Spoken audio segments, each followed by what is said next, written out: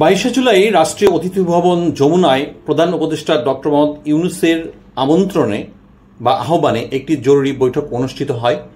ওই বৈঠকে দেশের প্রধান 4টি রাজনৈতিক দলের নেতৃবৃন্দ অংশগ্রহণ করেন।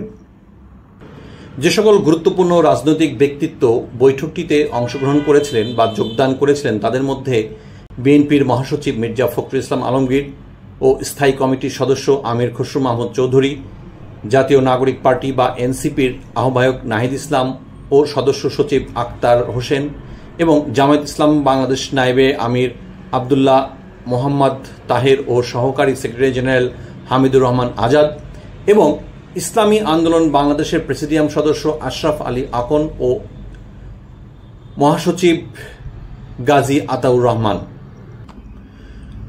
রাত 9টার দিকে বৈঠকটি অনুষ্ঠিত হয়। বৈঠক শেষে আইন উপদেষ্টা ডক্টর আসিফ নজরুল সাংবাদিকদেরকে তিনি ব্রিফ করেন।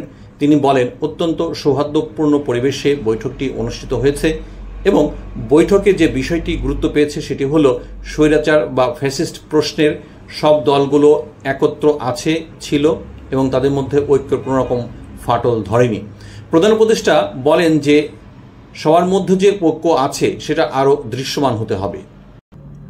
বৈঠকটিতে বিভিন্ন রাজনৈতিক দল থেকে আগত নেতৃবৃন্দ বলেন, রাজনৈতিক কারণে আমরা বিভিন্ন প্রোগ্রামে বিভিন্ন সময় একে অন্যকে নিয়ে অনেকটা সমালোচনা করি, মাঝে মধ্যে দু একটা কড়া কথাও বলি। তার মানে এই নয় যে ফ্যাসিস্ট প্রশ্নে আমরা পক্ষকে ছাড় দিয়েছি।